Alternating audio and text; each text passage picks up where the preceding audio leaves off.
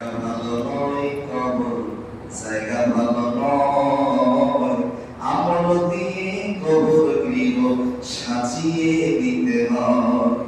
17 দিনে পেটে পেটে শেষ পোকার খাদ্য হবে, 7 দিন পরে দোষ থাকবে না, কঙ্কাল পড়ে রবে। 90 দিন হার পরিশন, 90 দিন হার পরিশন, আলাদা হয়ে রয় কবর, জায়গা ভালো নয় কবর, জায়গা ভালো নয়, আমল দিয়ে কবর গৃহ সাজিয়ে দিতে হয়। বলেন তো কবরটা কি দিয়ে সাজাতে হবে? আমল দিয়ে সাজাতে হবে। আল্লাহ যেন আমাদের সবাইকে তৌফিক দান করেন। একটু জোরে বলেন না আল্লাহুম্মা আমিন। আমার কথা যদি মনে থাকে তাহলে বলেন তো আমাদের এক নম্বর বন্ধু কে? আল্লাহ। মাশাআল্লাহ। আল্লাহর সাথে বন্ধুত্ব স্থাপন করতে গেলে শর্ত সাধন কয়টা? এক নম্বরে কোরআন, এক নম্বরে কোরআন, 2 নম্বরে কোরআন। আচ্ছা বলুন তো কোরআন বোঝা সহজ না কঠিন? একেবারে সহজ। বাংলা খুব কঠিন, ইংরেজি খুব কঠিন, কিন্তু কোরআন একেবারে সহজ। কেমন? একটা টান দিলে আলিফ। সুবহানাল্লাহ, সুবহানাল্লাহ। প্রত্যেককে বুঝাই দিতাম, এত সহজ। আল্লাহ তাআলা বলেন ওয়ালাকাদ ইয়াসসারনাল কুরআনা লিযিকরি ফাহাল মিন মুত্তাকিন। বলেন সুবহানাল্লাহ। আল্লাহ রাব্বুল আলামিন বলেন এই কোরআন বোঝা আল্লাহ তাআলা সবার জন্য সহজ করে দিয়েছেন। নাম্বার 3, এই কোরআন আপনাকে আমাকে মানতে হবে। যদি কোরআনের আইন মানতাম তাহলে বলেন তো চুরি করলে হাত কেটে দাও, এই আইন কোরআনে আছে না নাই? আছে। এই আইন কি আপনাদের ভারতে আছে? আমার বাংলাদেশে আছে? প্রথমে আছে সৌদি আরব। আছে কোথায়? সৌদি আরব। চুরি করলে কি কেটে দাও? হাত কেটে দাও। এই আইন যদি আমাদের থাকতো, এই যে ভাই গত 2 বছর থেকে আমি ইন্ডিয়া আসতে পারতেছিলাম। কেন আসতে পারতেছিলাম? ওই তো কোরআনের আইন নেই। আমাদের উপর নির্যাতন, জুলুম, অত্যাচার, ভিসা হয়েছে, বর্ডারে আসি, ফ্লাইটে আসি, আবার রিটার্ন করে দেয়, ব্যাক করে দেয়। এই হুজুর, আলেম, মুফতি, মুহাদ্দিস, টুপি দেখলেই যারা পড়া শুরু হয়েছে। আপনারা দেখেছেন আমাদের বাংলাদেশের একজন প্রবীণ ইসলামিক আলোচক, যিনি ওয়ার্ল্ডের মধ্যে ফেমাস ছিলেন, মারহুম মাকসুদ আল্লামা দেলোয়ার হোসেন সাঈদী রাহিমাহুল্লাহ, যাকে দল মতে বিশেষ সবাই ভালোবাসে। এত সুন্দর তিনি কোরআনের তাফসীর করতেন। তিনি তাকেও বাঁচতে দেয়নি, তাকেও ইনজেকশন পুশ করে হত্যা করেছে। তবে আলহামদুলিল্লাহ, বলি আলহামদুলিল্লাহ, আগের থেকে এখন পরিবেশ অনেক ভালো। আবার পুনরায় এই মোটামুটি ভারত এবং বাংলাদেশের মধ্যে যে একটা সুসম্পর্ক আলহামদুলিল্লাহ আবার গড়ে উঠেছে। বলেন না আলহামদুলিল্লাহ। আশাবাদী এখন ওখানকার ওলামায়ে কেরামরা নির্দ্বিধায় আপনাদের কাছে আসতে হবে। আমরাও দিনের দাওয়াত জন্য চতুর্দিকে ছুটিয়ে পড়ি, চতুর্দিকে যাই, বিভিন্ন দেশে সফর করি। আল্লাহ তাআলা কবুল করেছেন। এ পর্যন্ত প্রায় 10 থেকে 12টা দেশ আল্লাহ পাক আমাদের সফর করার তৌফিক দান করেছে। তো বিভিন্ন দেশে আমরা কোরআনের দাওয়াত দিয়ে যাই। যখন আপনাদের দেশে প্রোগ্রাম রাখা হয়, যদি আসতে না পারি, আসতে দেওয়া না হয়, আবার ফেরত দেওয়া হয়, বলুন তো কেমনটা লাগে? খারাপ লাগে না? একটু হানা বলুন, খারাপ লাগে না? এটা প্রশ্ন হয়ে যায়। আবার আসতে না পারলে একটা ব্যথিত হয়ে যায়। তবে আলহামদুলিল্লাহ পরিবেশ আগের থেকে অনেক ভালো। আলহামদুলিল্লাহ বলবেন না? আপনাদের মাঝে আমারও বাংলাদেশি অনেক মেহমানের সাথে আমার এবছর দেখা যাবে, অনেকের সাথে আপনাদের সাক্ষাৎ হয়েছে। বলেন আলহামদুলিল্লাহ। আপনারাও আসবেন, আপনাদের তো যাওয়ার কোনো সমস্যা নেই। সমস্যা একটাই, মৌলভী, টুপি, দাড়ি। তাহলে আলহামদুলিল্লাহ টেনশন করবেন না। আল্লাহ কোরআনের আয়াত দিয়ে আপনাদেরকে প্রমাণ করে দেখাতে পারলে আরো ভালো লাগতো। প্রায় 50 থেকে 55টা আয়াত আপনাদেরকে দলিল প্রমাণ দেখাতে পারবো। আগামী পৃথিবী হবে মুসলমানের পৃথিবী। আরেকটু জোরে বলেন আল্লাহ। গোটা পৃথিবীতে মুসলমানরা নেতৃত্ব দেবে, কোরআনের আইন বাস্তবায়ন হবে। ইমাম মাহদী আসবেন, ঈসা পয়গম্বর আসবেন। পৃথিবীর মধ্যে একটা ইহুদি রাষ্ট্র, নাম হলো ইসরাইল। কোন দেশ? ইসরায়েলের একটা ইহুদিও পালানোর জন্য রাস্তা খুঁজে পাবে না। গাছের আড়ালে গিয়ে লুকাবে, গাছ পর্যন্ত সাক্ষী দিবে আমার পিছনে একটা ইহুদি লুকায় আছে, তারা যদি ধরে তো মারো। কথা ঠিক ঠিক। গোটা পৃথিবীতে ইসলামের বিজয় হোক, আমরা কি চাই? আমরা কি চাই? আল্লাহ তুমি কবুল করে নাও। আমিন। বলতে হবে আল্লাহুম্মা আমিন। যদি চান তাহলে মনে রাখবেন বাতিলদের কাছে কখনো মাথা নত করা যাবে না। জীবন দেব, শহীদ হব, রক্ত দেব। আল্লাহ সাইয়্যিদ জীবন দিয়েছে, মনে রাখবেন। আল্লাহ তাআলা কোরআনুল কারীমে বলেন, ওলামায়ে কেরাম এখানে বসে আছে, আল্লাহ তাআলা বলেন, ওয়ালা তাকুলু লিমান ইয়াকুতালু ফি সাবিলিল্লাহি আমওয়াত বাল আহইয়াউন ওয়ালাকিন লা তাশউরুন। কোরআনের পথে যারা জীবন দেয় তারা মরে না, তারা মরার পরও জীবিত থাকে। সুবহানাল্লাহ। আরে হুজুর বলেন না সুবহানাল্লাহ। কোরআনের আইন বাস্তবায়ন হোক, আমরা চাই কি চাই না? কোরআনের আইন বাস্তবায়ন হলে চোর চুরি করলে হাত কেটে দেওয়া হবে। জেনাকারী মহিলা, জেনাকারী পুরুষ ধরা পড়লে তাদের শাস্তি আছে না নাই? আছে। তবে হ্যাঁ, এই যে রমজান আমাদের কাছ থেকে বিদায় নিল, রমজান কিন্তু চলে গেছে, কিন্তু তওবার দরজা কি বন্ধ আছে না খোলা আছে? খোলা আছে। জোয়ান গোত্রের একজন মহিলা জেনা করে ফেলেছে, তার গর্ভে সন্তান চলে আসছে। এই মহিলা নবীজির কাছে গিয়ে বলেন, ইয়া রাসূলুল্লাহ, আমি জেনা করে ফেলেছি, অপরাধ করেছি, আমার গর্ভে অবৈধ সন্তান। কোরআন এবং হাদিস থেকে যা বিচার হয় আপনি বিচার ফয়সালা করেন, আমি মেনে নেব।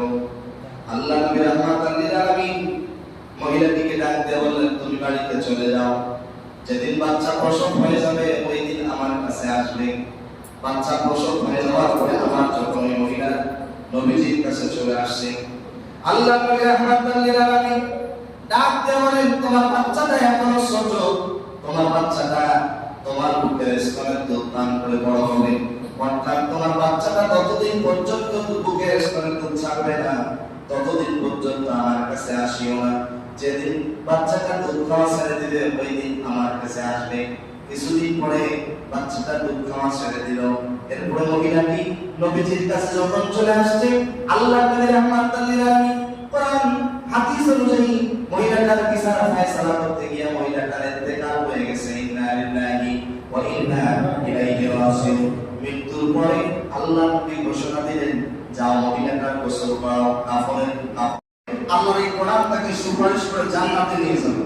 সুবহানাল্লাহ। সুবহানাল্লাহ। আজকে বলো দরকার নেই, আগামী কালকে বলি না। একটু সরে বলেন না সুবহানাল্লাহ। আমার কথা বুঝা যায় তো? তাহলে একটু বলেন না সুবহানাল্লাহ। আল্লাহ রাব্বুল আলামিন বলেন, আকিমিস সালাতা লিদুলুকিশ শামসি ইলা ওয়াসাতিল লাইলি ওয়া কুরআনাল ফাজর ইন্না কুরআনাল ফাজরি কানা মাশহুদা। আল্লাহ রাব্বুল আলামিন বলেন, আকিমিস সালাতা লিদুলুকিশ শামসি ইলা ওয়াসাতিল লাইলি ওয়া কুরআনাল ফাজর। ফজরের নামাজের পরে সে কোরআন তেলাওয়াত করবে, আল্লাহর এই কোরআন তাকে সুপারিশ করে আল্লাহর জান্নাতে নিয়ে যাবে। আল্লাহ। ফজরের পরে কোরআন তেলাওয়াত করার দরকার আছে না? আছে। কিন্তু এখনকার মুসলমানরা ফজরের পর কোরআন তেলাওয়াত করে না, এখনকার মা-বোনেরা ফজরের পর কোরআন তেলাওয়াত করে না। আগেরকার দাদিরা, মামিরা, চাচিরা তারা ফজরের নামাজের পরে গুনগুন করে কোরআন তেলাওয়াত করত, আউযু বিল্লাহি মিনাশ শাইতানির রাজিম। মহিলারা ওদের কণ্ঠ দিয়ে কথা বলে না, কেন? ফজরের পরে গুনগুন করে কোরআন তেলাওয়াত করত। আর এখনকার মহিলারা রাত ৩টা পর্যন্ত স্টার জলসা সিনেমা সিরিয়াল দেখে। ফজরের নামাজে আযান হয়ে যায়, এরপরও নামাজে আসে না, নামাজ পড়ে না। কথা বল না কেন? আসলে এরকম কিছু আছে না? আমাদের ভিতরে অনেকে আছে না? আচ্ছা বলেন, এই যে রমজান মাস চলে গেল, রমজান মাসে ফজরে যে মুসল্লি ছিল, এখন কি ফজরে এরকম মুসল্লি আছে? না। একজন দুই চারজন হলেও কিন্তু কমে গেছে। কথা বল না কেন? এই জন্য কবি কত সুন্দর করে লিখেছেন। কি লিখেছেন? কেমন করে ঘুমাও তুমি, কেমন করে ঘুমাও তুমি, ফজর করে কাজা, এমন তো হতে পারে জোহরে জানাজা তোমার, এমন তো হতে পারে জোহরে জানাজা। মুসলিম হয় না জন্ম নিলেই মুসলমানের ঘরে, কাফের মুমিন তফাৎ হয় সালাতের উপরে।